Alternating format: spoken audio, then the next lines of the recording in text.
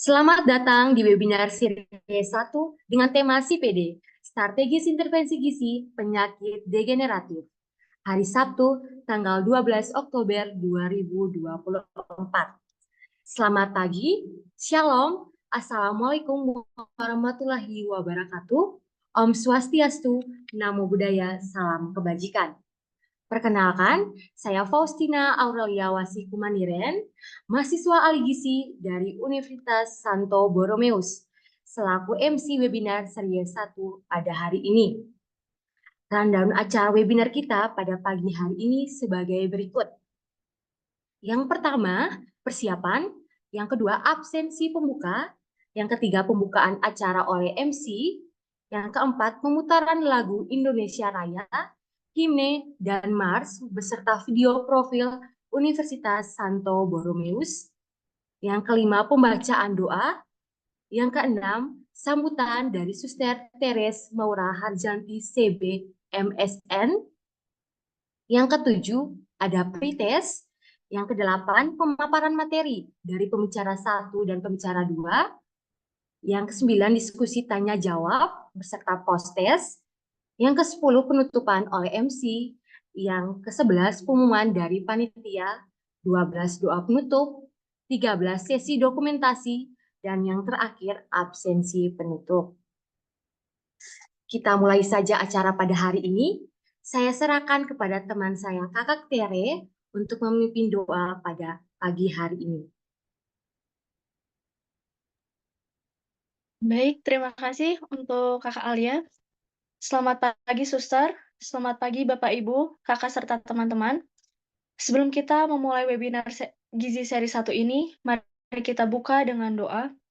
Doa akan saya pimpin menurut agama dan ajaran saya, yaitu Kristen Katolik.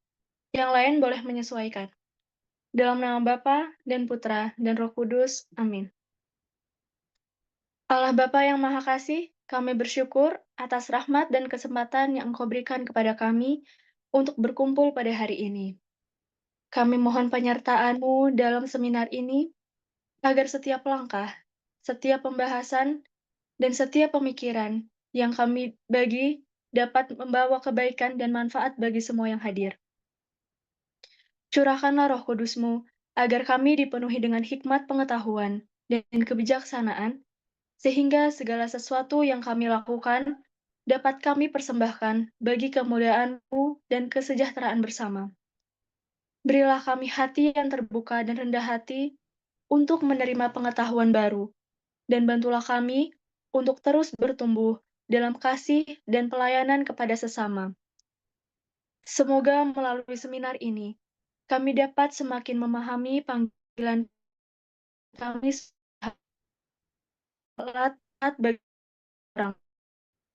Segala pujian dan syukur kami Segala puja dan syukur kami haturkan kepadamu, ya Tuhan, bersama antaran Putra-Mu, Tuhan, kini dan sepanjang masa.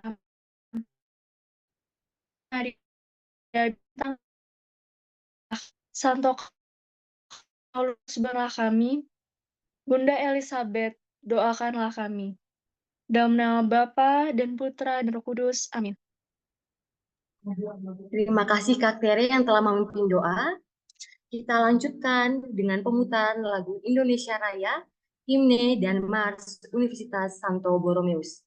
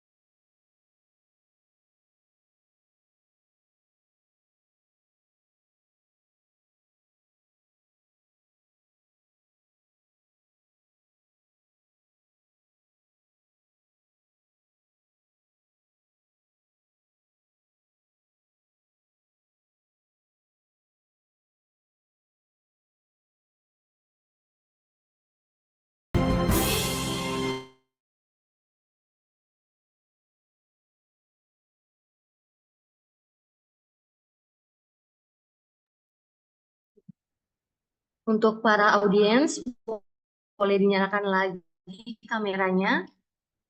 Sekarang kita akan mendengarkan sambutan dari Suster Teres Maura Harjanti, CB, MSN. Silakan, Suster. Terima kasih. Selamat pagi semuanya. Pagi, Suster. Salam sejahtera untuk kita semuanya. Yang terhormat dan yang kami muliakan, Bapak-bapak, Ibu-ibu, dan saudara-saudari, serta hadirin sekalian. Teristimewa para mahasiswa yang hadir dalam acara webinar ini. Selamat datang untuk semuanya, berharap bahwa semuanya sehat. Selamat bertemu pagi ini dalam acara webinar ini. Pertama-tama, marilah kita panjatkan puji syukur pada Tuhan, kita dapat berkumpul dengan berwebinar. Hadirin dan saudara-saudari mahasiswa yang saya cintai dan saya banggakan. Atas nama pimpinan, Dekan Fakultas Ilmu Kesehatan dan Kepala Program Studi Gizi khususnya, menyampaikan terima kasih sebesar-besarnya atas acara yang digelar saat ini, sekarang ini, secara webinar. Tentu saya berharap bahwa hal ini akan mewawasi dan memperdalam pemahaman serta menangkap sesuai dengan tema CPD, Strategi Intervensi Gizi untuk Penyakit Degeneratif. Luar biasa membuat tema ini ya, CPD. Angka penyakit degeneratif di Indonesia tergolong cukup tinggi di tengah masyarakat dan negara Indonesia. Bahkan 10 besar peringkat dunia dalam jumlah pasien dengan penyakit gula. Ya. Tepat sekali sekarang ini kita memberikan perhatian besar atas kondisi ini.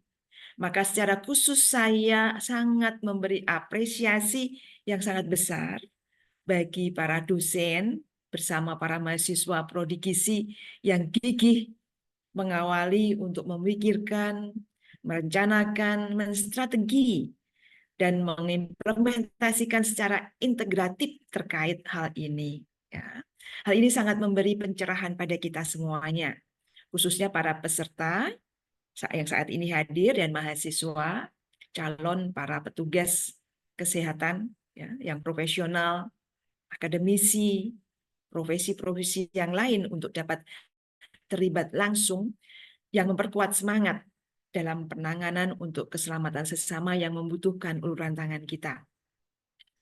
Dalam hal ini saya akan memberikan contoh konkret ya, bahwa dalam kasus degeneratif ya telah mencapai 28,6 juta penderita dan masuk dalam peringkat kelima dunia, sehingga menjadi tanggung jawab bersama untuk mencegahnya. Ya.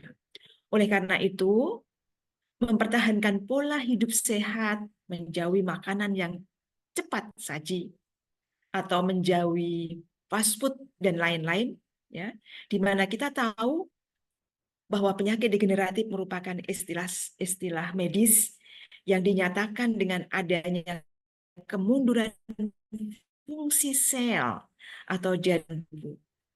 Kondisi ini muncul berkelanjutan seiring berjalannya waktu, di mana pemicunya adalah perubahan sel yang akhirnya mempengaruhi fungsi organ tubuh. Dan sungguh kerusakan sel tubuh dapat mempengaruhi unsur radikal bebas di alam makanan ya, pada khususnya. Makanya tepat sekali program gizi saat ini ya. Maka saat ini sungguh tepat ya bahwa CPD ya, strategi intervensi gizi untuk penyakit degeneratif akan menstrategi tuntas dan terus-menerus ya untuk menghindarinya dan melawannya guna menuju sehat yang unggul, sepenuh hati dan holistik ya. Hadirin semua yang saya banggakan ya. Saat ini kita masuk ke ke dunia ya yang sangat berbeda, khususnya bidang kesehatan menjadi salah satu sektor yang tumbuh dengan sangat pesat. Sekaligus mengharuskan kita mengejar untuk menopang program yang terfokus dalam pengembangan budaya, menjaga kesehatan sejak dini dalam hal gizi. Ya. Diharapkan juga melalui lingkup pendekatan multidisiplin yang terintegrasi, yang sungguh-sungguh mampu memberikan diri dengan sentuhan-sentuhan manusiawi melalui gizi, ya, yang menggugah dan menguatkan rasa dan pengalaman yang mendalam. Tidak hanya sekedar pada apa yang di hadapan kita terkait masalah ini, namun di atasnya, beyond that, ya, melebihi dari yang diharapkan untuk meningkatkan kualitas hidup, ya. Itulah kita akan dengarkan dari para pembicara yang hadir, ya, yang hadir pada periode pertama ini, yang akan membawa kita semua mempunyai wawasan dalam aspek memahami strategi gizi untuk pasien atau klien, ya, yang dengan penyakit degeneratif yang akan dibawakan oleh pembicara Ibu Karissa. Dan yang berikutnya Saudara Nadia. Saya nggak tahu ini yang pertama yang mana ini, ya. Tapi selamat datang Ibu Karissa dan Saudari tercinta Nadia. Terima kasih banyak atas kehadiran dalam webinar ini yang pasti akan memberikan suatu pembekalan dengan strategi sungguh berarti. Ya. Semoga webinar ini dapat mewujudkan implementasi yang benar-benar mendalam dalam memfasilitasi dengan strategi yang tepat, benar dalam hal gizi, khususnya pada klien, ya,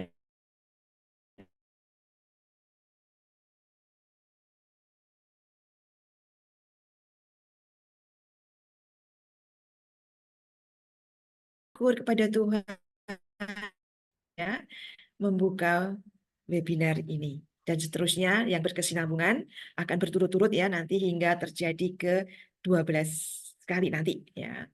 Saya akan menutup dengan pantun, ya. Ini saya juga bisa berpantun, ya. Ke pasar modern KBP menikmati kulineran. Selamat berkegiatan, selamat berkegiatan dan selamat berwebinar. Yang kedua, minum jus nanas mix strawberry dalam gelas kaca. Kita sukses dalam berbekal diri dan terima kasih banyak untuk semuanya. Tuhan memberkati. Terima kasih. Terima kasih Suster atas sambutannya. Sekarang akan dibagikan link Google Form pretest oleh Ibu, Kakak, dan teman-teman sekalian untuk mengisinya. Kami akan memberikan waktu 5 menit. Terima kasih.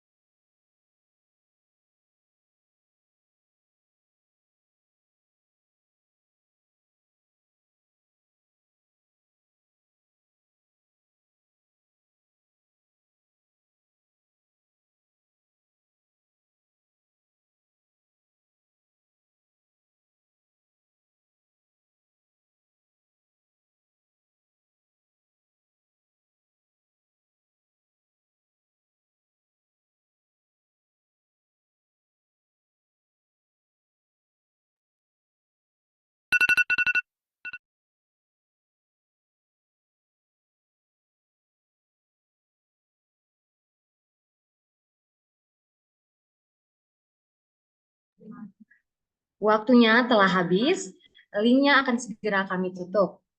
Di sini, saya akan memaparkan dan membacakan CV pemateri pertama Kak Nadia.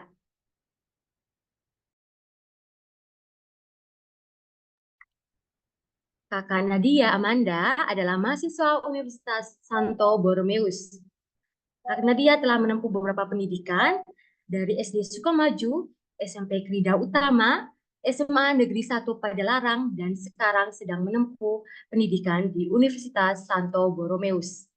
Kak Nadia memiliki beberapa kemampuan nih dan prestasi yang telah ia raih. Silahkan Kak Nadia memaparkan materinya. Oke, Bismillahirrahmanirrahim. Assalamualaikum warahmatullahi wabarakatuh. Selamat pagi semuanya, salam sejahtera untuk kita semua. Terima kasih banyak kepada Alia selaku moderator yang telah membuka acara ini dengan sangat baik. Tadi juga sempat membacakan CV saya.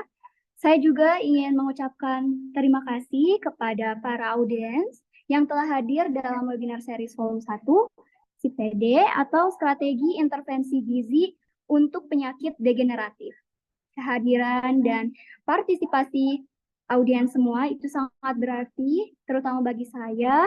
Acara ini harapannya berjalan dengan lancar dan dapat memberikan manfaat serta wawasan baru terkait tema yang kita angkat hari ini, yaitu kaitan gizi dengan penyakit degeneratif di Indonesia.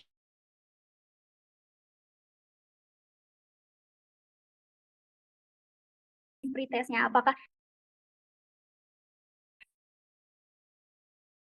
sulit untuk dikerjakan atau malah mudah gitu. Tapi semoga setelah ini, setelah saya memaparkan materi yang sudah saya berikan,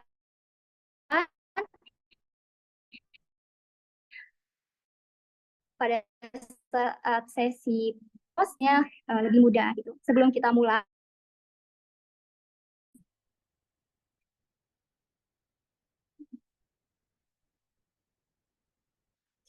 oke, coba perhatikan gambar yang sudah ditampilkan di layar. Nah, menurut para peserta di sini, apa perbedaan yang dapat teman-teman lihat gitu ya antara kedua orang yang ada di gambar? Nah, untuk meresponnya, teman-teman bisa chat di kolom Zoom-nya, di kolom chat-nya, atau jika mau on mic gitu ya, boleh juga. Nah, apa yang bisa dilihat gitu ya perbedaannya? Yang sebelah kanan gimana, yang sebelah kiri bagaimana gitu.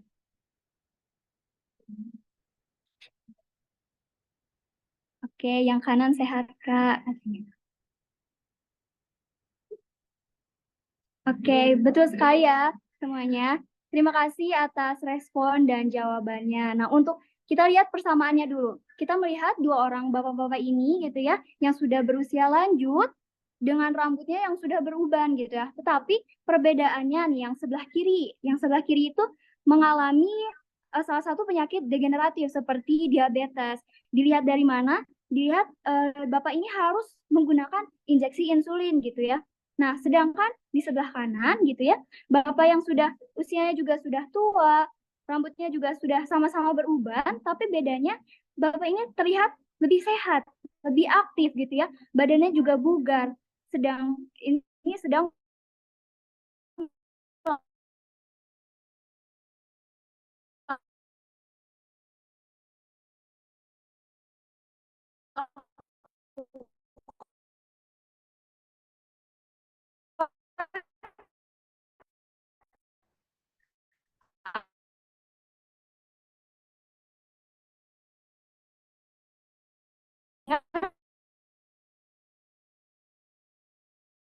dengan beberapa.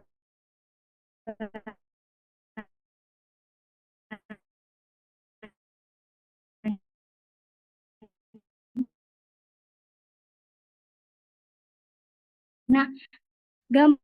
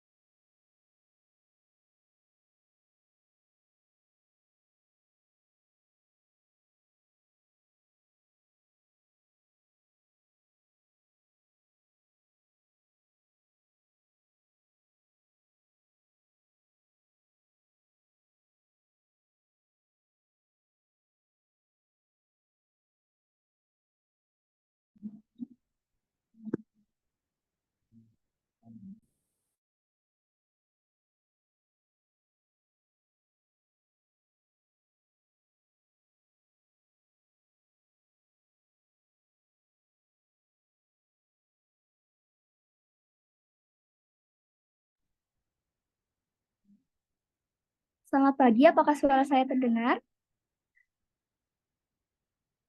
Sempat lama putus, Nadia mungkin bisa diulang sedikit dari mulai kamu.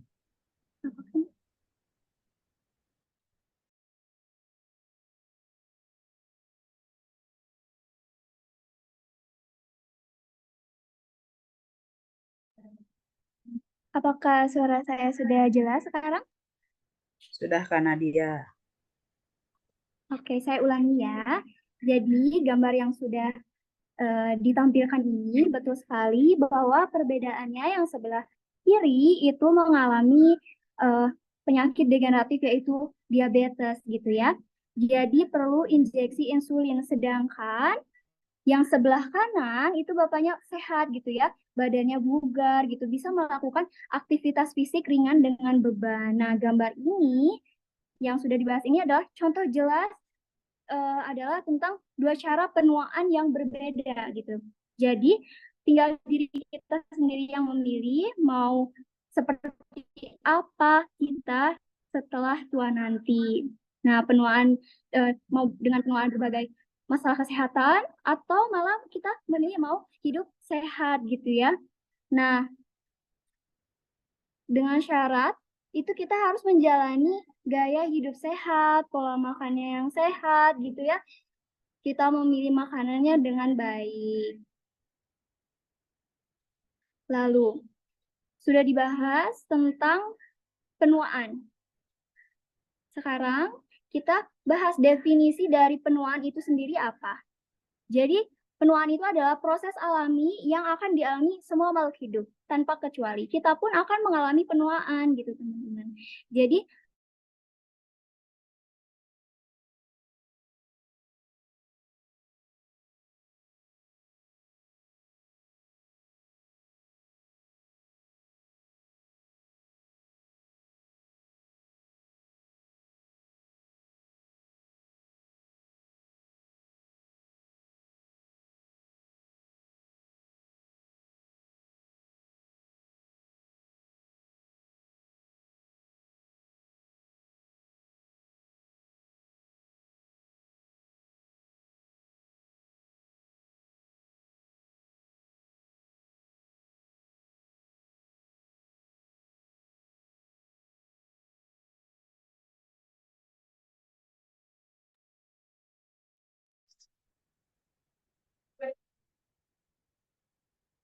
oke. Nah, penuaan itu adalah proses yang dialami oleh semua makhluk hidup tanpa kecuali. Namun, cara kita menuai itu sangat dipengaruhi oleh berbagai faktor gitu ya, termasuk genetika, lingkungan, serta gaya hidup yang kita pilih. Nah, penuaan sehat itu konsepnya di mana seorang itu tetap aktif, memiliki kualitas hidup yang baik.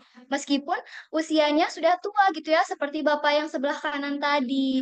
Ini tuh akan melibatkan menjaga keseimbangan nutrisi dari makanan yang kita pilih, lalu berolahraga ya, itu dan menghindari kebiasaan yang merusak kesehatan.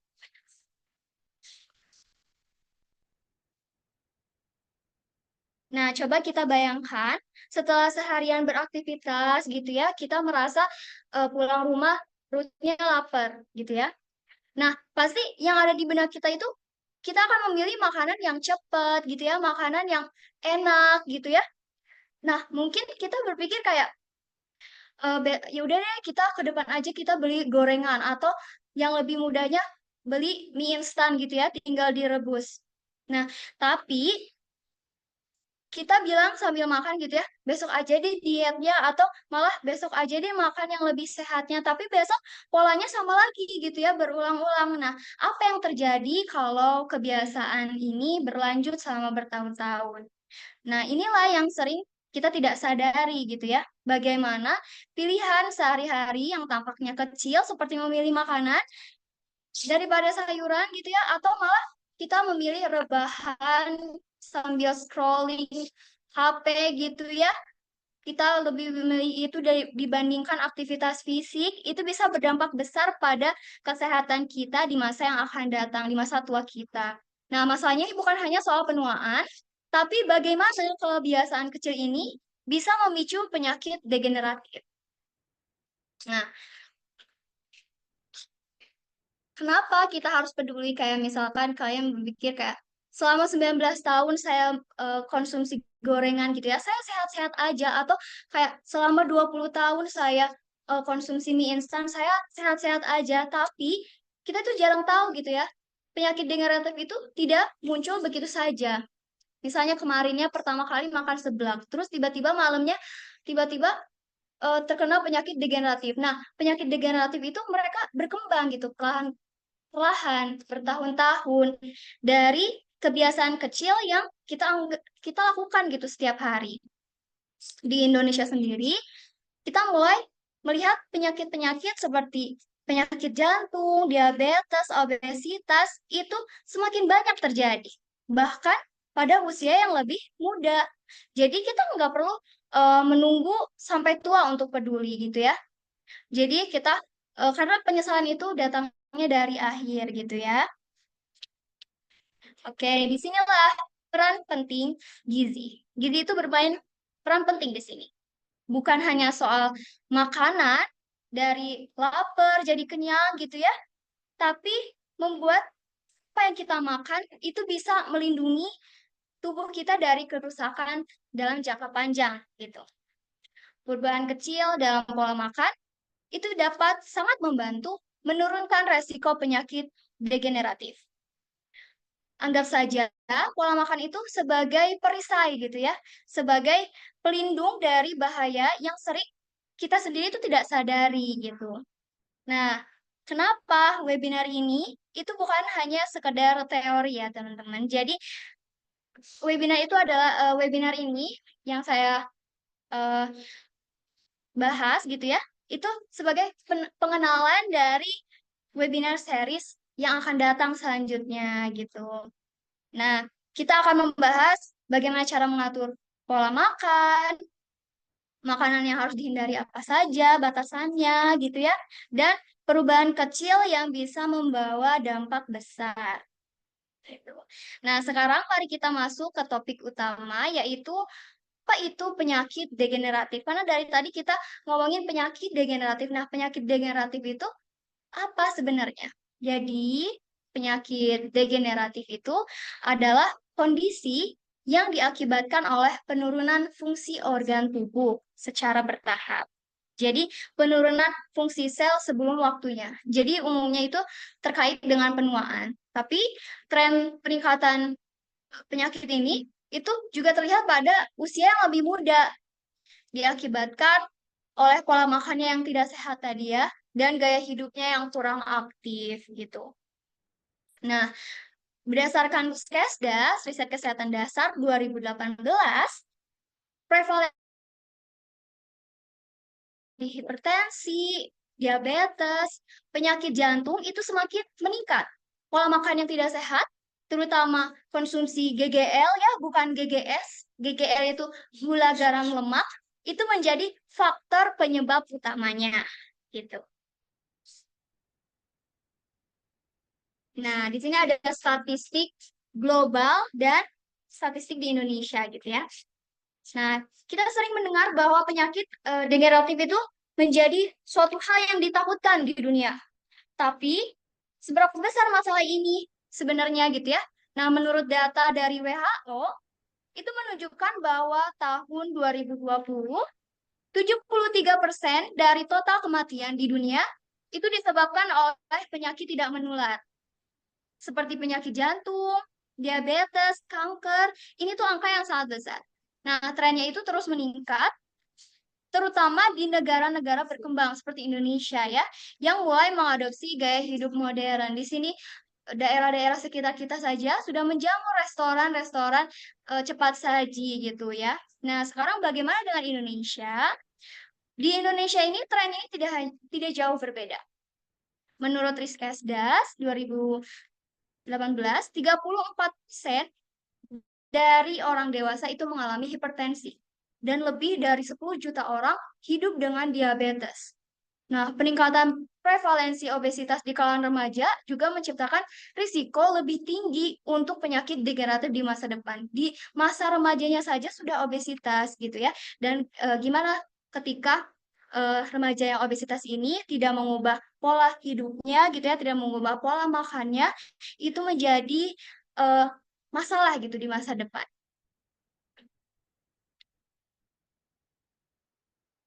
Nah, dari data global ya, Burden of Disease by Cause di dunia 2019, di diagram pertama, oke, kita melihat penyakit kardiovaskular itu menjadi penyebab utama kematian di dunia pada tahun 2019. Diikuti oleh kanker, penyakit degeneratif seperti diabetes dan gangguan ginjal juga memiliki dampak besar secara global gitu.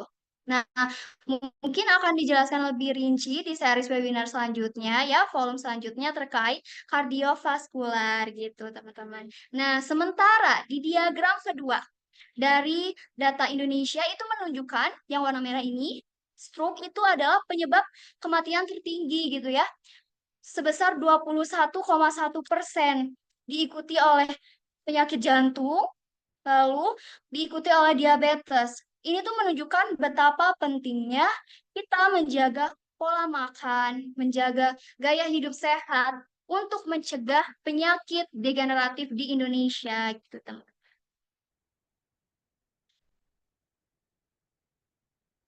Oke. Nah, bagaimana itu terkait gizinya? Ini sangat penting untuk kita perhatikan ya, karena penyakit-penyakit tadi gitu ya, yang sudah statistiknya sudah ditampilkan, itu sangat dipengaruhi oleh pola makan yang sehari-hari kita konsumsi gitu ya. Nah, sekarang isu ini tuh semakin nyata di Indonesia karena laporan dari Riskesdas 2018 itu menunjukkan bahwa penyakit degeneratif terus meningkat dikarenakan pola makan tidak sehat. Konsumsi GGL-nya masih jauh di atas batas normal gitu ya, di atas batas aman. Ditambah lagi laporan dari Global Nutrition Report itu menyebutkan bahwa masyarakat perkotaan di Indonesia itu sering mengkonsumsi makanan cepat saji. Tidak hanya di perkotaan, sebenarnya di sekitar kita aja gitu ya, itu masih banyak masyarakat yang mengkonsumsi makanan cepat saji. Nah, inilah yang dapat memperburuk masalah gizi gitu ya. Kita semua bisa mulai melakukan perubahan kecil seperti mengurangi gula, garam, lemaknya dalam makanan sehari-hari kita. Itu demi menjaga kesehatan tubuh kita. Nah, bagaimana solusinya gitu ya? Nah, kita fokus pada perubahan kecil yang berdampak besar. Nah, mengubah gaya hidup dan pola makan di era modern ini sangat sulit pastinya, karena tapi kita bisa mulai dengan langkah-langkah kecil gitu ya, misalnya kurangi penggunaan garam secara bertahap ketika kalian masak sendiri gitu ya di rumah, kita kurangi itu penggunaan garamnya. Nah, jika biasanya menggunakan 2 sendok teh garam gitu ya dalam seharinya gitu. Nah, kita kurangin jadi 1 sendok teh atau bagusnya lagi kurangin gitu ya menjadi setengah sendok teh. Nah, penurunan garam ini dapat menurunkan risiko dari hipertensi. Untuk orang sehat, batasan asupan gula, garam, dan lemaknya tadi GGL itu untuk gulanya 4 sendok makan. Untuk garamnya 1 sendok teh. Untuk lemaknya itu 5 sendok makan. Yang kedua, di sini ada prinsip gizi seimbang. Nah, ini tuh menggunakan model isi piring food. Ketika kalian lihat di sini tercantum ada gambar isi piringku.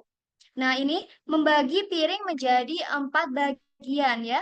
Di sini ada makanan pokoknya, ada lauk pauknya, ada sayurannya, ada buah-buahannya. Jadi setiap kelompok makanan ini memiliki peran penting dalam memenuhi kebutuhan nutrisi harian kita. Jadi pastikan setiap kali makan ada sayuran dan ganti cemilan manis ya. Jika suka cemilan manis, ganti aja dengan buah segar.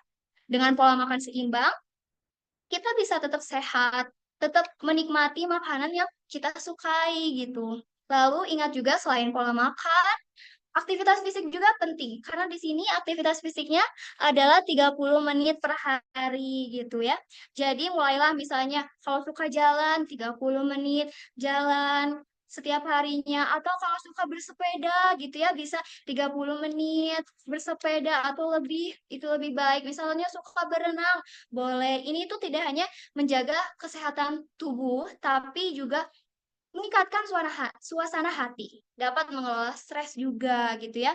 Nah, mengubah gaya hidup sehat itu sebenarnya nggak mudah, tapi langkah kecil yang kita lakukan setiap hari gitu ya, dapat membawa perubahan besar di masa kita tua nanti gitu teman-teman. Oke. Nah, di sini setelah kita membahas dari ada isu terkait gizi, dari ada solusinya, kita akan membahas berapa batasan konsumsi yang bisa bikin kita lebih sehat gitu ya. Tadi ada GGL, gula garam lemak gitu ya tadi. Lalu ada batasan lemak jenuh. Nah, kalian bisa untuk orang sehat itu asupan lemaknya tidak lebih dari 10% dari total kalori. Jadi coba memilih lemak sehat, misalnya eh, makan alpukat aja gitu ya, agar jantung kita itu tetap sehat gitu ya. Lalu batasan kolesterolnya sebenarnya kalau untuk orang sehat gitu ya, tidak ada batasan yang ketat gitu ya, nggak terlalu membatasi untuk kolesterol, tapi sebaiknya tetap di bawah 300 mg per harinya gitu ya. Lalu yang terakhir ada asupan serat. Nah, asupan serat kita usahakan untuk mengonsumsi sekitar 23 sampai 30 gram serat per harinya. Ini tuh penting untuk semua orang. Serat itu penting untuk semua orang. Baik yang sehat maupun yang memiliki penyakit degeneratif gitu ya. Serat itu membantu mengatur kadar gula darah dan kolesterol gitu. Jadi mulai setiap hari gitu ya, asupan seratnya itu seharusnya terpenuhi. Misalnya kalian makan cemilan, sayuran dan lain-lain gitu. Nah, kesimpulan dari materi ini yaitu dengan memahami pentingnya gizi dan pola hidup sehat, itu kita dapat mencegah penyakit degeneratif sebelum terlambat. Setiap perubahan kecil dalam pola makan, aktivitas fisik itu dapat membawa dampak besar bagi kesehatan kita di masa depan. Jadi mari kita mulai dari diri sendiri sampai jadi contoh bagi lingkungan sekitar. Jadi setiap piring yang kita siapkan, setiap langkah yang kita ambil, itu semua adalah investasi bagi kesehatan kita. Jadi segitu saja materi yang saya sampaikan hari ini. Demikian, saya sangat berterima kasih kepada seluruh peserta yang telah meluangkan waktunya untuk mengikuti webinar ini gitu ya. Degeneratif itu bukan takdir, teman-teman. Gaya hidup sehat itu adalah pilihan. Gimana kita mau eh, merubah gaya hidup kita, pola hidup kita menjadi lebih sehat gitu ya. Nah, karena mencegah itu lebih baik daripada mengobati penyakit degeneratif. Sekian saya akhiri. Wassalamualaikum warahmatullahi wabarakatuh. Mungkin saya kembalikan kepada moderator. Terima kasih.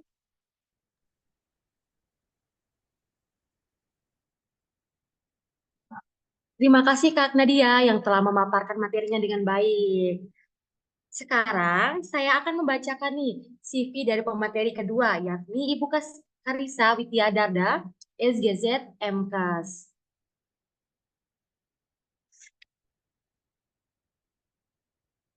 Ibu Karisa adalah dosen di Prodi Sarjana Ilmu Gizi di Universitas Santo Borromeus, sekaligus praktisi kesehatan. Beliau telah menempuh pendidikan pertama S1 di Universitas Gadjah Mada dan S2 di Universitas Pajajaran. Ada beberapa pelatihan profesional yang telah beliau jalankan. Untuk riwayat pekerjaan, beliau pernah bekerja di Puskesmas Dusunawa, Puskesmas Sukagali, Puskesmas Sukajadi, dan sekarang dosen di Universitas Santo Borromeus. Beliau juga adalah anggota ISNA Jawa Barat di bidang kebugaran dan anggota aktif organisasi Persagi, Persatuan Ahli Gizi Indonesia. Beliau juga telah melakukan beberapa penelitian dan publikasi nih di Sinta 3, terutama di bidang metabolik gizi. Silakan Bu Karissa memaparkan materinya. Baik, terima kasih Kak Alia. Oke. Ini kayaknya dari tadi kita fokus semua ya ke materinya Kak Nadia gitu. Dari pengertiannya dan sebagainya mengenai penyakit degeneratif. Udah bosan belum? Kayaknya makin berkurang. Enggak ya, belum ya. Masih kita harus hadapi gitu ya. Ternyata materi Bu Karissa. Kalau yang sudah kenal dengan saya, ya saya ucapkan halo untuk semuanya. Terima kasih Kakak Panitia dan juga peserta yang sudah meluangkan waktunya.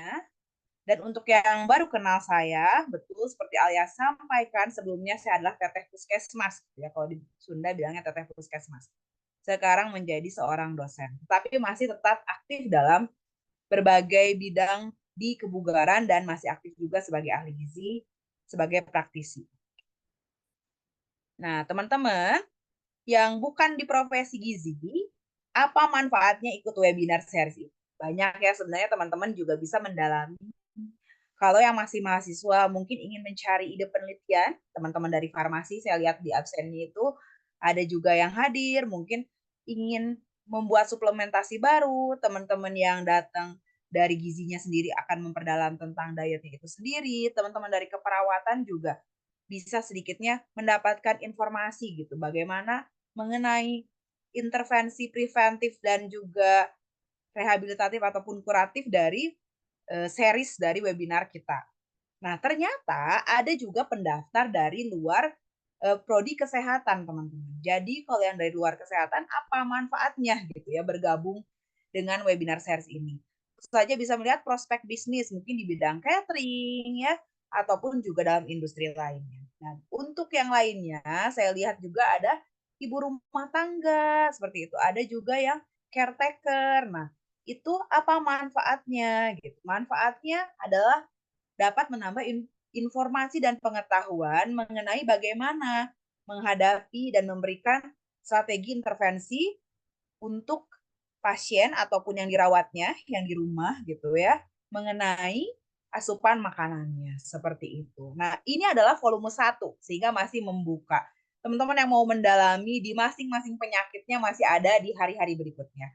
Seperti contoh, besok nanti ada Bu Adet, Bu Bernadette Victoria, dan juga Bu, Bu Alia, Bu Faustina Alia, yang akan mengisi materi mengenai penyakit kardiovaskular sebagai salah satu bagian dari penyakit degeneratif.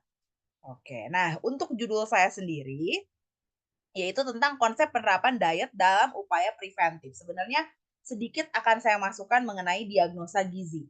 Jadi untuk membuka seluruh penyakit-penyakit yang akan disampaikan oleh teman-teman yang lain.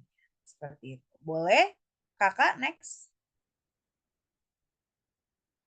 Oke. Coba lihat tangan teman-teman, ibu, bapak, kakak, teman-teman semua mungkin.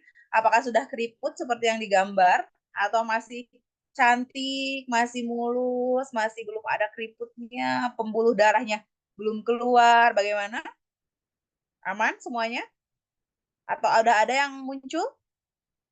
Nah, sebenarnya proses ini seperti yang sudah Nadia sampaikan adalah proses yang alami. Proses penuaan adalah proses yang tubuh manusia tidak akan selamanya. Kalau yang masih muda-muda sekarang nih ya, kakak-kakak yang masih di USTB, masih atau bukan di USTB, masih rentang usia 19 sampai dengan 30-an mungkin juga kulitnya masih kencang sekali ya, tapi mungkin untuk beberapa ibu-ibu atau sudah mulai menurun. Tapi ada juga ibu-ibu yang enggak, saya masih bagus. Ternyata walaupun ini adalah proses alami seperti itu, tetapi kecepatan penuaannya itu bisa berbeda-beda antara satu dan yang lain. Tapi pasti akan kita hadapi, gitu ya. Next. Oke. Tadi sebenarnya sudah dibahas oleh Kanadia. Saya akan hanya sedikit saja. Jadi dari tahun 2014 pun penyakit stroke, jantung, diabetes sudah ada di 3 top kematian tertinggi di Indonesia. seperti itu. Jadi penyakit kardiovaskular sudah menduduki penyakit yang menyebabkan kematian gitu di Indonesia. Bagaimana ini bisa terjadi? Ternyata karena salah satunya disebabkan oleh pola hidup kita. Next lagi. Next lagi panitia. Oke. Dan tadi kan hanya lihatnya gambar yang tua saja. Ternyata sudah terjadi pergeseran. Angka terjadinya penyakit degeneratif itu sekarang bahkan sudah terjadi pada usia 20 sampai 40 tahun. Mengerikan ya, semua orang di sini yang baru 19 tahun mungkin daftar sebagai peserta webinar 1 tahun lagi. Oh, enggak ya, baru beresiko. Ternyata enggak. Ternyata dari muda pun gitu ya, sekarang sudah bisa mengalami terjadinya penyakit degeneratif. Banyak sekarang teman-teman kalau lihat berita, kalau anak-anak muda sekarang lihatnya di TikTok, di Instagram gitu ya, kalau misalnya para dosen ataupun juga tenaga gizi dan tenaga kesehatan lainnya mungkin lihatnya lewat jurnal ataupun juga lewat berita yang global, itu sekarang bergeser, shifting ke generasi muda. Di mana juga teman-teman mungkin sudah pernah melihat ada berita banyaknya pasien gagal ginjal pada anak di Indonesia disebabkan oleh minuman kemasan. Nah, seharusnya chronic kidney disease atau penyakit gagal ginjal kronis itu merupakan penyakit degeneratif, tapi masuk ke kelompok usia produktif.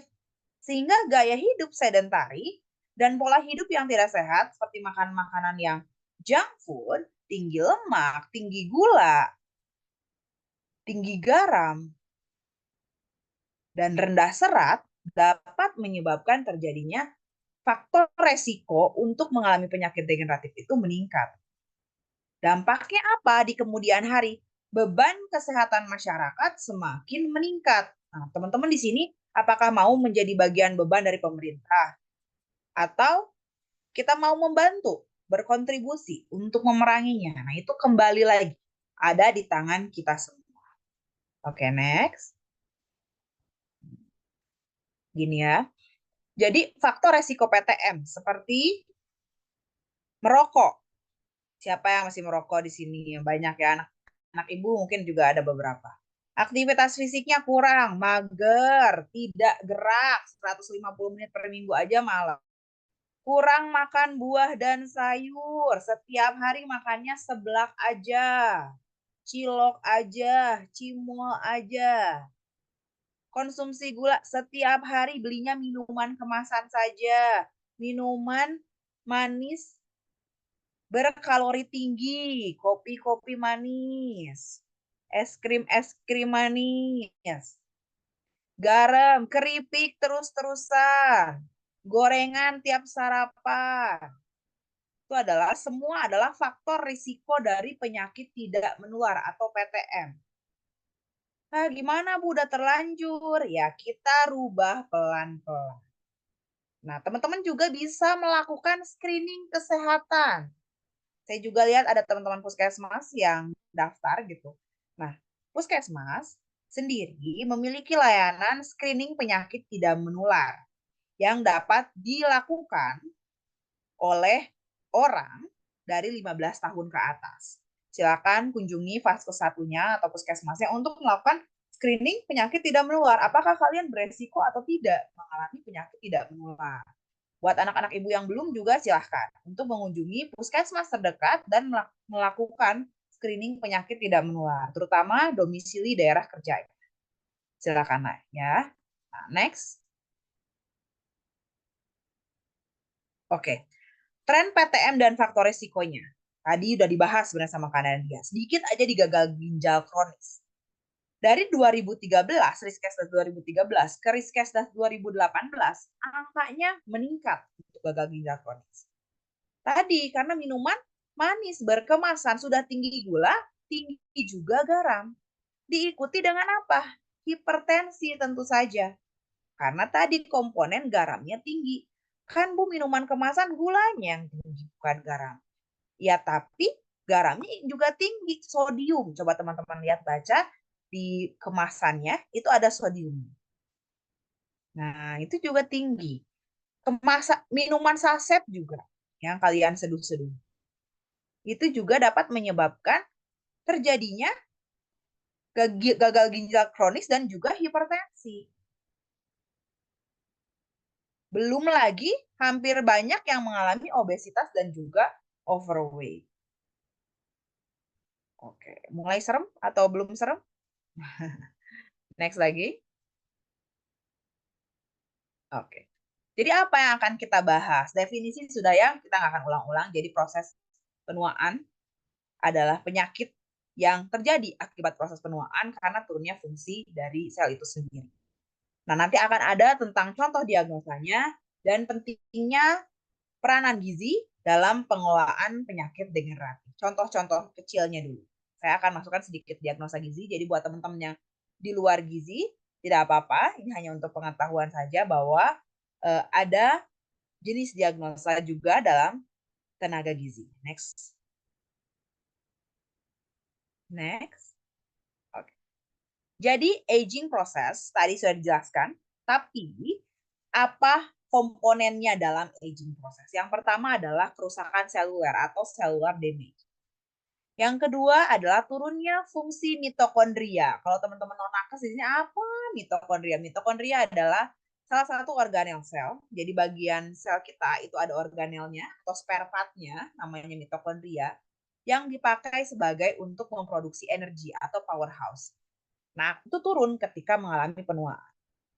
Yang kedua adalah chronic inflammation atau inflamasi kronis. Inflamasi yang terjadi terus-menerus hingga akhirnya menciptakan suatu penyakit itu.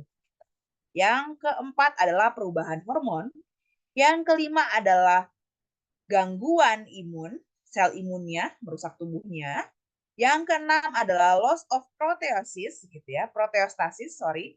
Jadi ada penurunan dari atau kerusakan protein seluler dan juga otot kitanya sendiri. Yang ketujuh adalah metabolic dysregulation and insulin resistance.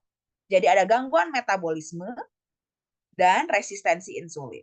Yang kedelapan adalah cognitive decline. Jadi penurunan kemampuan kognitif dan neurodegeneration. Jadi kerusakan sel-sel saraf. Itu adalah bagian dari proses penuaan. Banyak banget ya proses penuaan. Tentu saja kita ini manusia diciptakan ada ujungnya. Kalau pernah dengar kayak ada awal, ada permulaan, ada akhir, begitupun juga dengan kehidupan kita. Kalau di gizi kita sebutnya siklus dalam daur kehidupan. Ada lahir sampai dengan kematian. It's a normal process. Back dulu. Okay. Yang pertama mengenai cellular senescence dan degenerative disease. Nah, jadi ada teori nih tentang cellular senescence. Jadi pada akhirnya sel kita itu tidak mampu lagi akhirnya membelah, memperbaiki diri karena sel itu memiliki kemampuan membelah diri dan memperbaiki dirinya, regenerate itself. Nah, ketika sudah tidak mampu pada posisi klimaks, maka dia akan mengalami cellular senescence. Namanya cellular senescence. Jadi pengertiannya adalah ketika sel itu sudah tidak mampu lagi divide, tidak mampu membelah diri, tidak mampu lagi meregenerate. Gara-gara apa? Gara-gara di kromosomnya, ini kromosom, ya, saya coret ya, kromosomnya, di ujungnya ada telomer, itu tidak mampu lagi untuk memperbaiki dirinya. Telomernya habis karena terus membelah seiring dengan pertambahannya usia. Seperti itu. Next. Oke.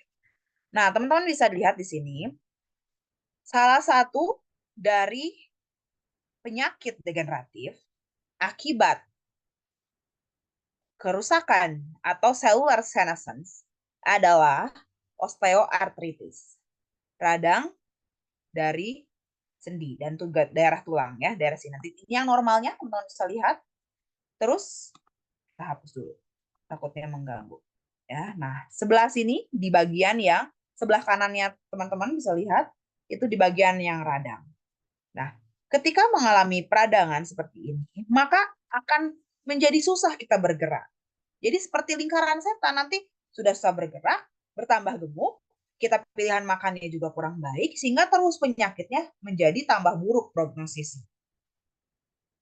Nah, diagnosa gizi untuk behavioral environmental domain, apa sih maksudnya?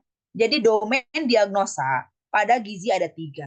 Ada behavior, environmental, ada intake atau makanan, dan juga ada domain klinis. Nah, ini di bagian domain dari perilaku dan juga lingkungannya. Apa perilakunya? Gitu. Physical inactivity. Jadi tidak aktif waktu mudanya dan juga setelah sakit juga jadi tidak aktif. Problem dan etiologinya apa? Pasien menghindari aktivitas fisik karena nyeri sendi yang terkait dengan osteoartritis. Tapi biasanya pasien-pasien dengan osteoartritis itu mengalami kegemukan. Kegemukan harus olahraga, tapi tidak bisa olahraga karena sakit. Jadi serba salah.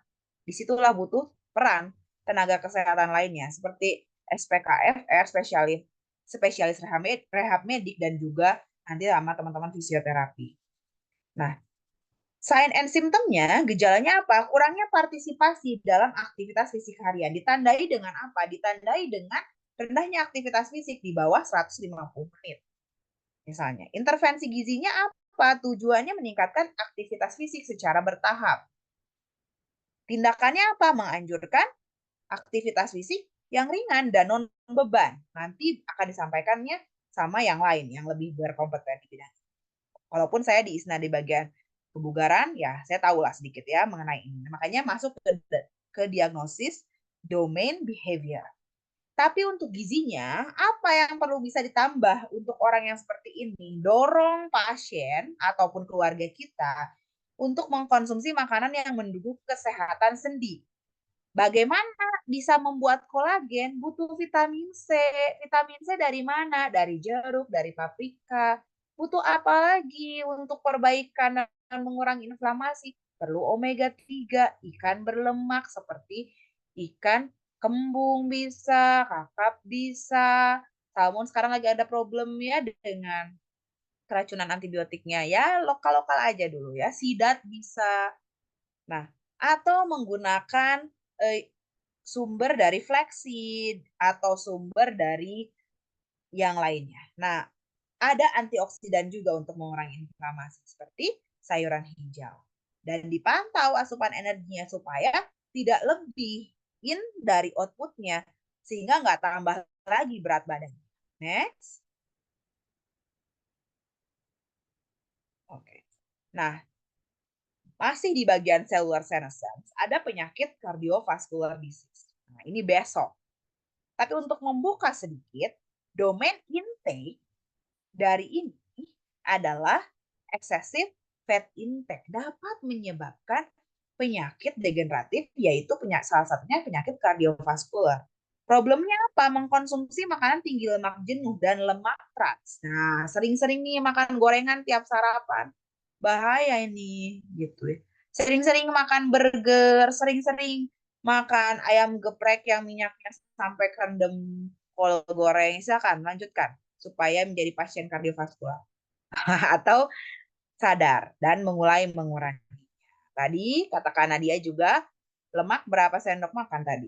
Kalau masih ada yang ingat boleh tolong di kolom chat berapa sendok makan lemak yang bagusnya. Oke. Nah, gejalanya apa gitu. Kadar LDL kolesterolnya misalnya 160 mg per desiliter. BMI-nya pembagian dari berat badan dan tinggi badannya 28, masuk obesitas ataupun juga masih overweight ya kalau dari skalanya WHO. Tapi untuk Asia udah obesitas. Riwayat konsumsi makanan cepat saji 4 kali per minggu. Waduh. Ya. Ini dapat menyebabkan pasien tersebut memiliki diagnosa dari kelebihan konsumsi lemak NI512. Sehingga bagaimana caranya intervensi gizinya? Mengurangi asupan lemak jenuh dan lemak trans dan menurunkan kadar kolesterol LDL dengan cara mulai beraktivitas fisik ringan dan mendukung kesehatan jantung. Mensubstitusi tadi lemak transnya, lemak-lemak dari pemrosesan dengan suhu tinggi diganti sama lemak-lemak dari sumber yang sehat. Ikannya jangan di deep fry, Ikannya boleh di air fry, ikannya boleh di apa lagi? Di pan fry, minyaknya sedikit saja. Gitu, di grill tapi kulitnya dibuang. Nah, habis itu gimana lagi? Anjurkan pola makan Mediterranean yang tinggi buah, sayur, biji-bijian, rendah lemak jenuh. Dan batasi konsumsi makanan olahan yang cepat saji. Ya. Oke, next lagi. Oke, masih banyak kan udah 10 menit. Next lagi, sorry, back. Back. Nah, yang selanjutnya, oke, nanti aja ini dibahasnya sama Bu Adet ya. Next aja. Oke, ini bagi domain klinisnya. Nah, ini yang kedua adalah proses mitochondrial dysfunction. Nah, mitochondrial dysfunction itu bagaimana ketika mitokondria kita tadi rusak, sehingga akhirnya akan terjadi penumpukan reaktif oksigen species. Jadi gampang rusak sel-sel di sekitar. Next lagi. Oke. Salah satu contoh penyakitnya adalah Alzheimer, di mana diagnosa gizinya adalah food nutrition related knowledge deficit. Jadi pemikirannya itu kurang gitu, terhadap pengetahuannya kurang terhadap konsumsi makan yang baik. Problemnya apa? Pasien dan keluarganya nggak tahu, nggak memiliki pengetahuan mengenai pola makan yang dapat mendukung kesehatan otak. Ditandai dengan apa? Ditandai dengan pola makannya yang tidak sesuai dengan seharusnya untuk pasien-pasien Alzheimer. Nah, seperti tinggi gula, rendah serat, ya, rendah antioksidan. Perlu apa? Perlu penambahan lemak dan antioksidan dalam makanannya seperti berries. Next lagi. Nah, ini yang domain klinisnya yaitu perubahan kebutuhan gitu. Perubahannya gitu. Seperti apa?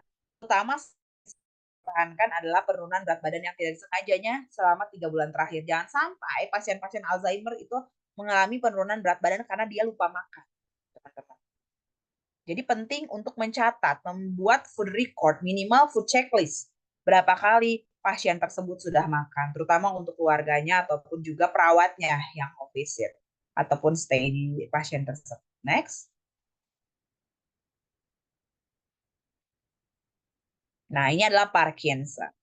Parkinson yang tangannya gemeter-gemeter ya, itu bisa menambahkan seperti tahu, telur, yogurt, dan juga berries-berries. Dia problemnya apa? Dia biasanya problemnya kesulitan menelan, makanya makanannya harus yang mudah cerna. Proteinnya harus tinggi biar nggak tambah rusak, tetapi tidak terlalu banyak daging merah. Nah, ini adalah salah satu kunci untuk penyakit Parkinson. Next lagi. Oke, sekarang di bagian chronic inflammation. Jadi ketika kita tubuhnya mengalami terus-menerus inflamasi kronis, teman-teman, itu akan menyebabkan penyakit seperti stroke dan juga penyakit diabetes tipe 2. Nah, diabetes tipe 2 selain untuk gangguan di chronic inflammation, dia juga merupakan bagian dari nanti yang gangguan penurunan hormon ataupun juga gangguan resistensi insulin. Lagi. Next. Nah, diabetes mellitus. Siapa yang beresiko, teman-teman, yang mengalami diabetes itu? Yang pertama, yang berat badannya lebih. Yang kedua, pola makannya tidak sehat. Yang ketiga, usianya sudah lanjut, penyakit degeneratif. Yang keempat, yang mager, yang malas gerak. Yang kelima adalah yang memiliki keluarga atau keturunan diabetes.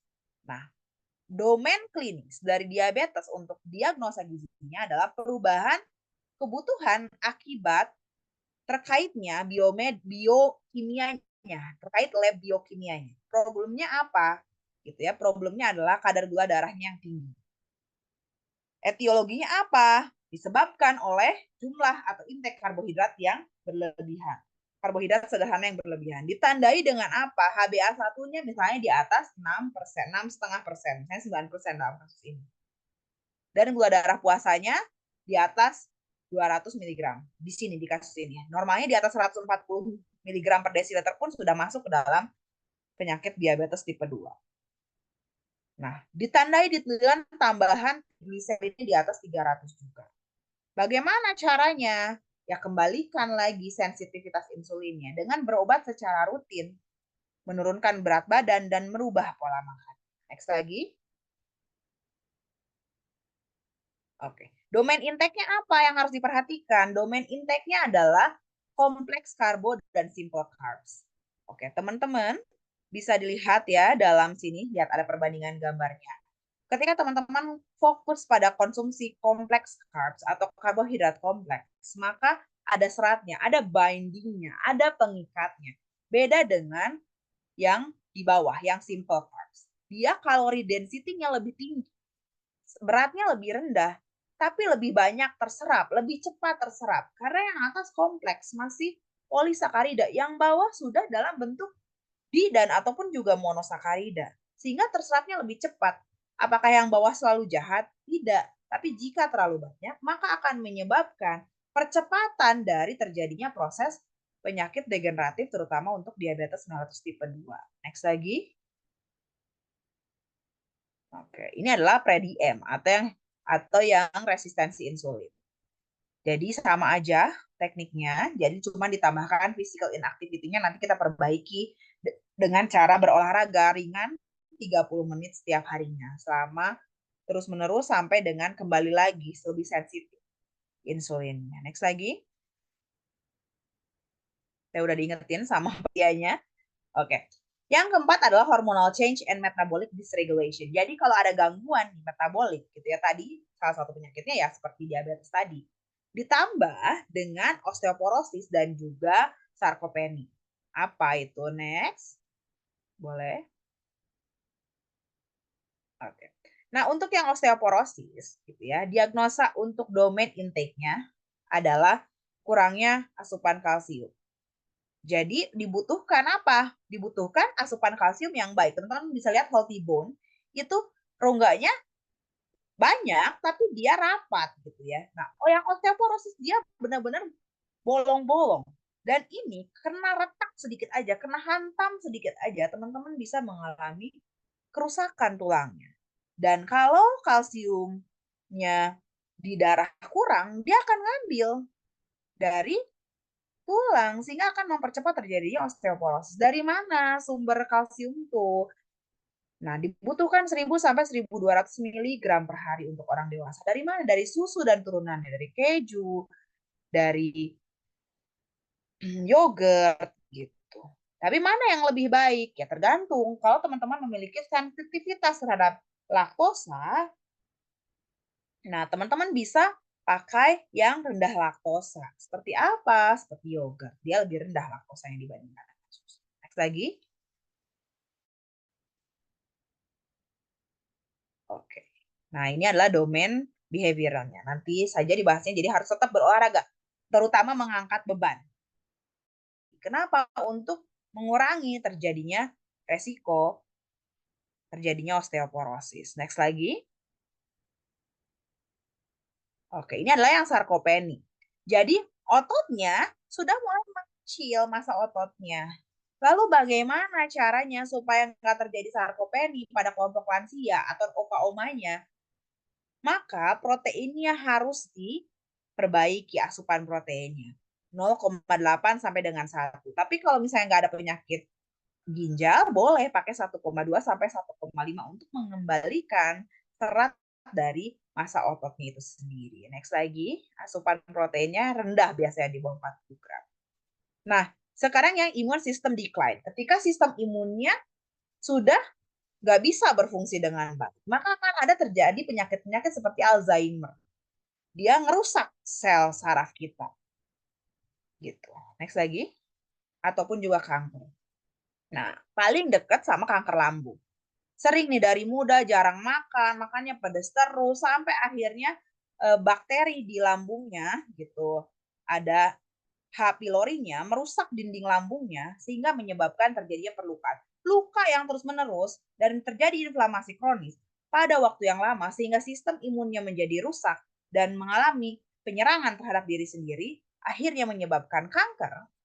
Kanker di sini, di lambung, akhirnya teman-teman harus makan makanan yang tinggi protein namun rendah lemak jenuh, tetapi gitu ya mudah cerna juga. Jadi susah itu karena dimulai dari muda.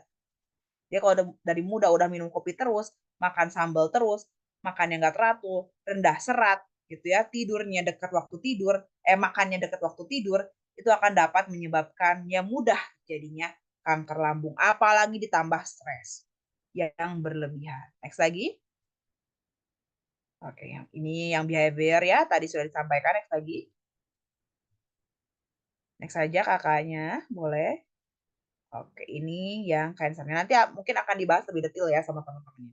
Nah, yang terakhir adalah ya loss of proteosis. Jadi nanti apa kemampuan si proteinnya sendiri di otak-otak itu dia misfolded. Jadi gangguan. Lipatan dari proteinnya gangguan, asam amino yang tidak terbentuk dengan baik. Proses dari terbentuknya protein baru untuk regeneratif itu gagal sehingga terjadilah penyakit seperti Alzheimer dan Parkinson. Next saja. Tadi sudah dijelaskan. Nah, ini ya stroke juga bagian dari penyakitnya. Next saja, next. Nah, yang stroke itu teman-teman tinggal dikit lagi. Oke. Yang stroke itu untuk domain intake-nya diagnosisnya adalah excessive sodium intake. Jadi kelebihan konsumsi natrium sehingga menyebabkan tekanan darahnya tinggi, flow darahnya tinggi ditambah dengan LDL-nya juga tinggi, itu dapat menyebabkan sumbatan. Salah satu stroke kan ada yang iskemik atau tersumbat, itu dapat menyebabkan arterinya tersumbat dan menyebabkan terjadinya stroke. Bagaimana cara untuk mencegahnya? Ya kurangi konsumsi garam, ada namanya diet DASH. Nanti mungkin dibahas di next ataupun juga di pembicara yang lainnya. Next lagi. Oke, ini yang metabolic dysregulation and insulin resistance sebenarnya sudah dibahas, yaitu di diabetes dan resistensi insulin. Nah, ini next lagi. Next aja. Oke. Ini yang di kidney. Jadi kidney itu juga masuk ke metabolic juga. Nah, yang tadi ya, naik persentasenya di Indonesia. Domain diagnosisnya adalah excessive food intake. Jadi teman-teman untuk yang sudah menjadi caretaker untuk penyakit gagal ginjal kronis harus diperhatikan pertama berat badannya karena dilihat itu airnya menjadi odem atau tidak, bengkak atau tidak kakinya. Asupan makanannya jangan sampai tinggi natrium, gitu ya. Ditanya kondisinya bagaimana dan juga kondisi dari kulit serta matanya juga diperhatikan. Teman-teman bisa diperhatikan lagi di next ya. Habis itu next lagi. Oke. Nah, yang terakhir adalah cognitive decline and neurodegeneration. Next aja. Oke, gara-gara stres oksidatifnya tinggi. Next aja, teman-teman. Oke. Begitu saja pembukaannya, cukup panjang. Terima kasih sudah mendengarkan proses nge-rapnya saya. Kalau anak-anak saya sudah biasa mendengarkan saya ngomong cepat sekali ya seperti ini. Tapi mungkin untuk yang baru dengar, oh ini Ibu ngomongnya cepat banget. Tapi teman-teman tenang saja, bisa di play ulang di YouTube. Karena saya sudah diingatkan terus oleh panitia, ini Ibu waktu sudah habis. Iya, ini membuka saja ya untuk seluruh rangkaian webinar series berikutnya. Ada 23 webinar series berikutnya. Dan berikutnya adalah berarti tinggal 22 lagi. Ini presentasi saya untuk membuka keseluruhan dari webinar series kami. Nah, dari sini saya take over, mungkin bisa di end saja referensinya. Oke, Kak Alia, boleh saya take over ya, izin. Silakan panitia, tolong dibantu untuk dicatatkan begitu. Oke. Dicatatkan pertanyaan-pertanyaan yang muncul dari kolom komentar atau mau bertanya langsung juga boleh.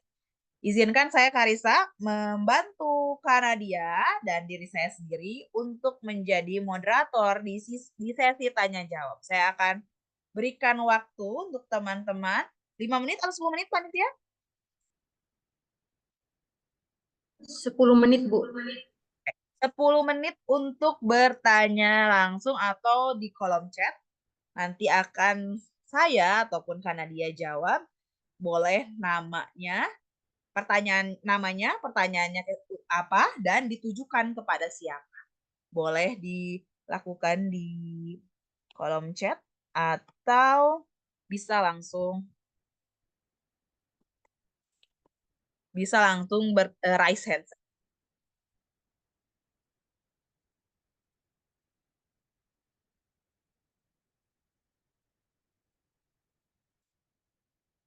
Ada beberapa pertanyaan.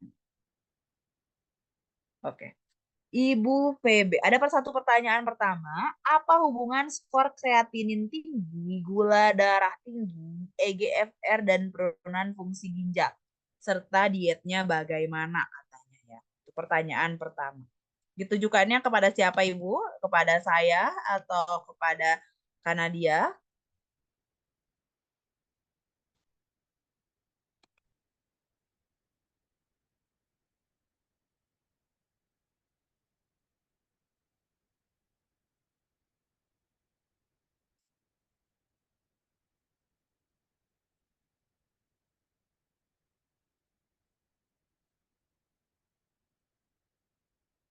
Untuk Bu Karissa, baik.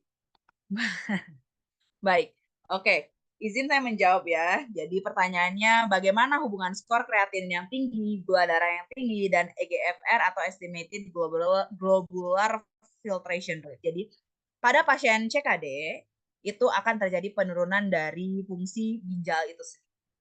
Seperti itu ya. Nah, ditandai dengan penurunan dari EGFR.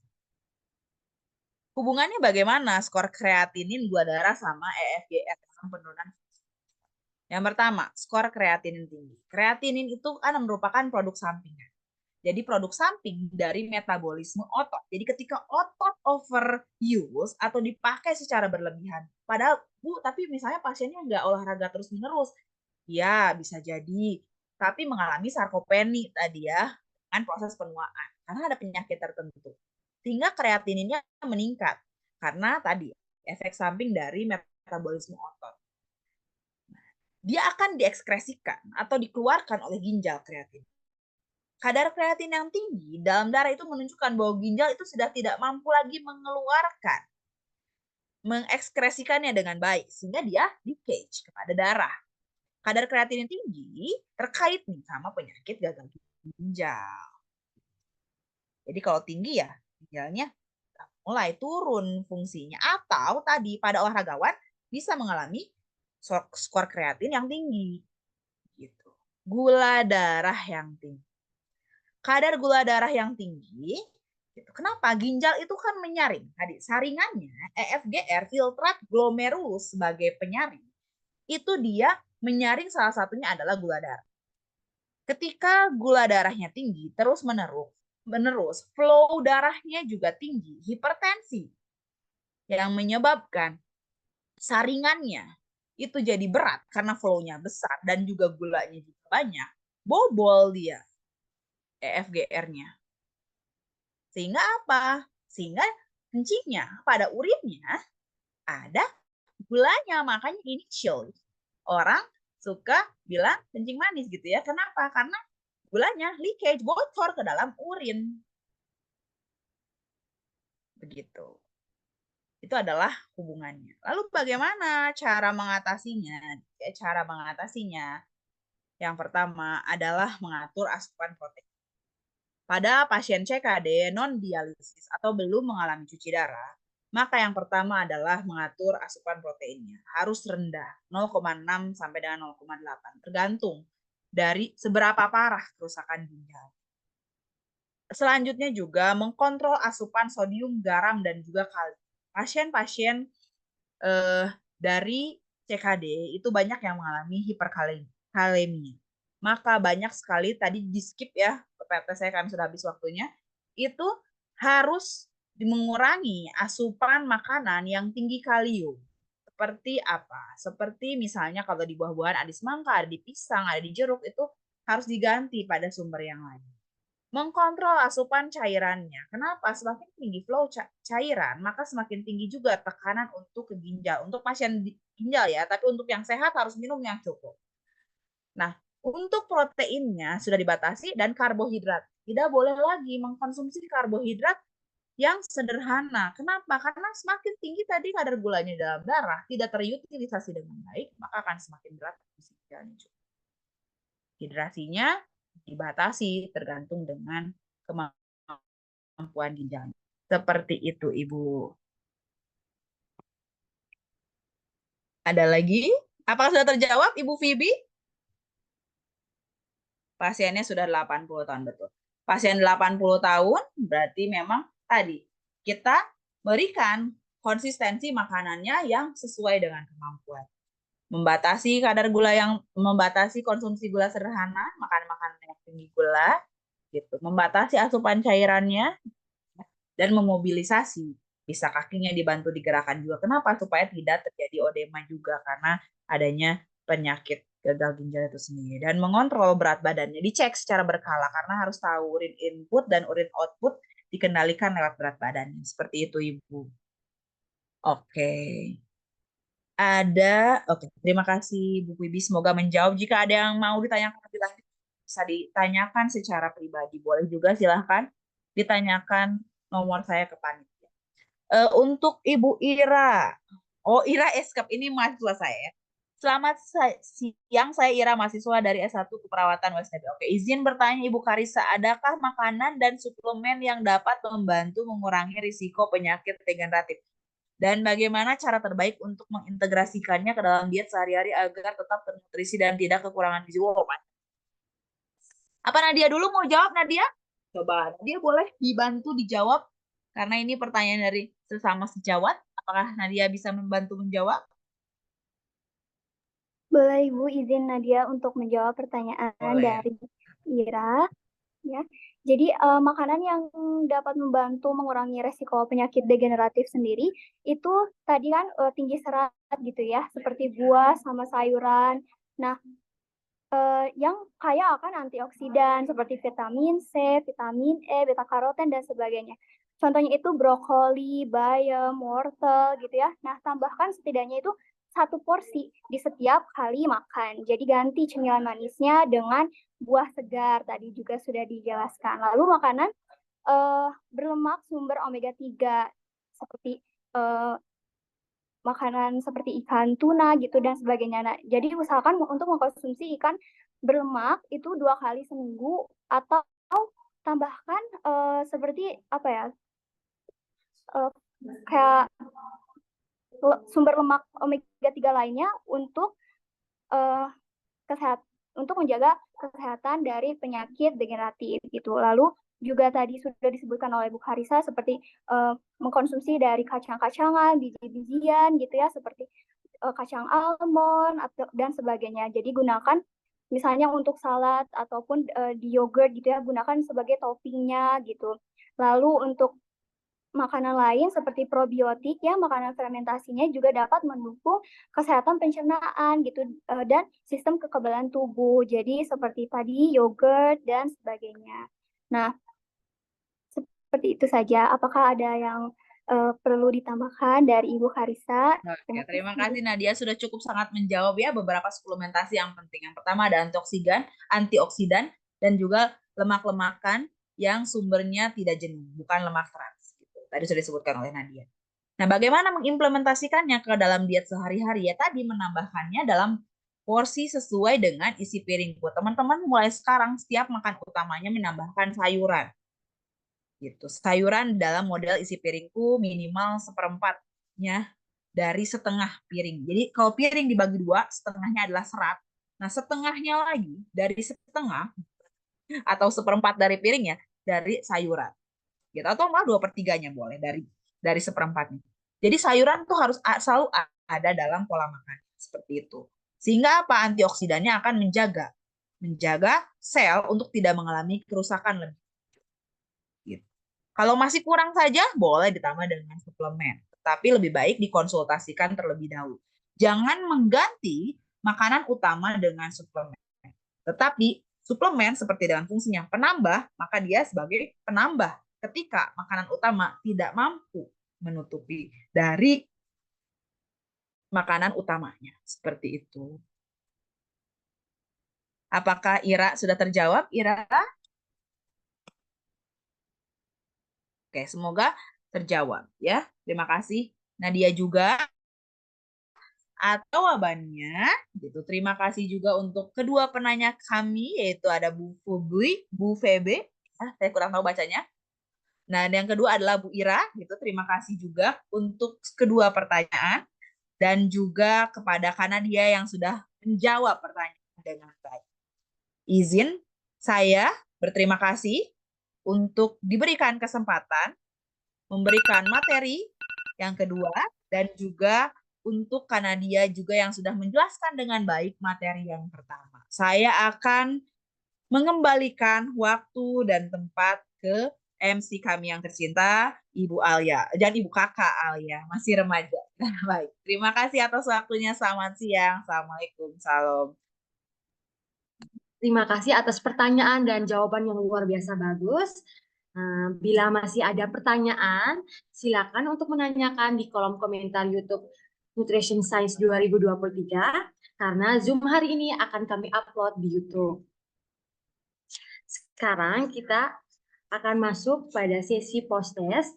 Nanti teman-teman panitia akan memberikan link post-testnya di room chat. Boleh teman-teman mengisinya terlebih dahulu. Kami akan memberikan waktu 5 menit. Terima kasih.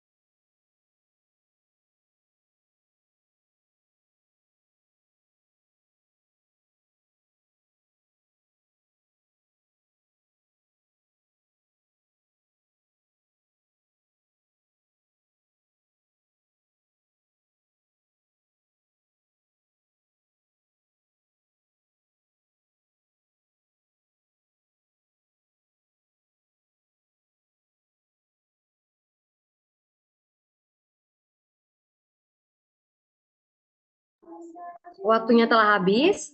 Linknya akan segera kami tutup. Oke teman-teman, bagaimana materinya hari ini? Apakah menarik? Semoga materinya bermanfaat ya untuk kedepannya. Sekarang saya akan merangkum nih dari materi yang telah dipaparkan oleh kedua pembicara hari ini, baik itu dari Ibu Karissa maupun Kak Nadia. Rangkumannya adanya keterkaitan antara gizi dan penyakit degeneratif yang terjadi di Indonesia. Data dari WHO dan Riskesdas menunjukkan angka penyakit degeneratif seperti hipertensi, diabetes, dan penyakit jantung terus meningkat setiap tahun. Hal ini dipengaruhi gaya hidup dan pola makan yang tidak sehat. Oleh karena itu, marilah kita lestarikan tubuh yang sehat agar dapat menikmati hari esok bersama keluarga. Terima kasih. Sekarang saya akan serahkan kepada Kak Panitia, terutama Ketua Panitia, Kak Novian, akan memberikan pengumuman. Oke, baik. Terima kasih untuk moderator. Jadi di sini saya akan mengumumkan besok tanggal 13 di hari Minggu akan ada lagi webinar CPD Vol 2 dengan judul Intervensi Diet untuk Kesehatan Kardiovaskular pada pukul 2 sore. Dengan pembicaranya adalah Faustina Aurelia dan Ibu Bernadette Victoria SGZ MKM. Teman-teman yang merasa tertarik boleh tunggu teman-teman boleh cek Science. Terima kasih. Saya kembalikan kepada Teresa untuk doa penutup.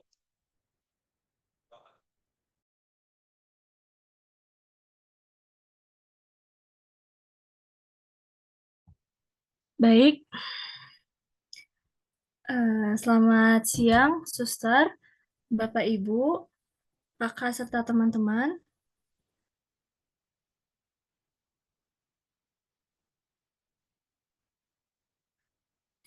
Untuk mengakhiri webinar Gizi seri 1 ini, marilah kita tutup dengan doa. Doa akan saya pimpin menurut agama dan ajaran saya yaitu Kristen Katolik. Yang lain boleh menyesuaikan. Dalam nama Bapa dan Putra dan Roh Kudus. Amin. Ya Tuhan yang Maha Kasih, kami bersyukur atas berkat-Mu yang melimpah selama berlangsungnya seminar ini. Terima kasih atas kesempatan yang Engkau berikan kepada kami untuk berkumpul, belajar, dan berbagi pengetahuan. Semoga segala yang telah kami pelajari dapat menambah kebijaksanaan dan membawa kebaikan dalam hidup kami sehari-hari. Kami mohon ya Tuhan, agar Engkau memberkati setiap peserta, pembicara, dan panitia yang terlibat dan berikanlah mereka kesehatan, kekuatan, dan semangat dalam menjalani setiap tugas dan tanggung jawab mereka. Semoga ilmu yang kami terima dapat kami terapkan dalam pelayanan kepada sesama dan untuk kemuliaan nama-Mu. Ampunilah kami atas segala kekurangan dan kesalahan yang mungkin terjadi selama acara ini. Sertailah kami selalu dengan Roh Kudus-Mu, agar kami dapat terus berjalan di jalan-Mu dan menjadi terang bagi dunia. Bapa yang penuh kasih, kami serahkan hidup kami ke dalam tangan-Mu. Semoga kami senantiasa diberi hikmat, kedamaian, dan perlindungan dalam setiap langkah hidup kami.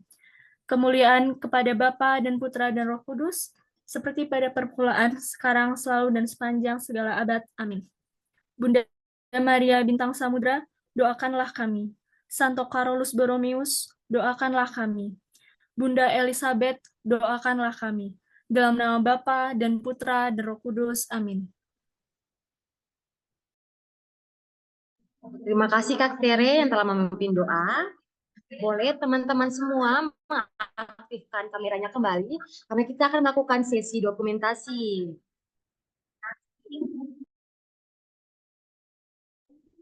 Sehabis sesi dokumentasi, kita akan melakukan absensi penutup.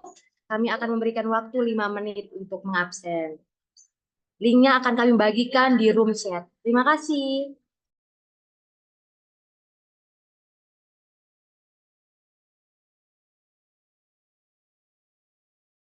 kakak panitia sambil diaba-aba. 1, 2, 3 capture. Boleh? Siapa yang mulai aba-aba?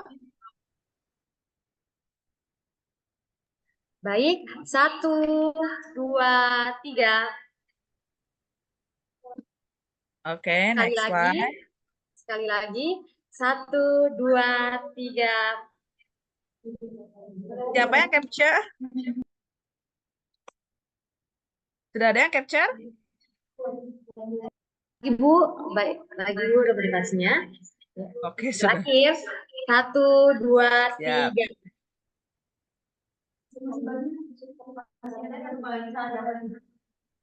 Satu kali lagi Sudah ya, semua? teman-teman. Oke. Dimohon untuk mengaktifkan kameranya supaya kita bisa mengadakan sesi dokumentasi secara keseluruhan. Sudah siap teman-teman semua? 1, 2, 3.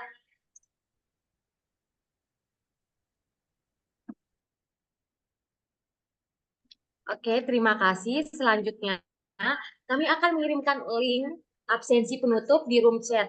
Boleh kakak dan teman-teman semua mengisinya terlebih dahulu. Kami akan memberikan waktu 5 menit. Terima kasih.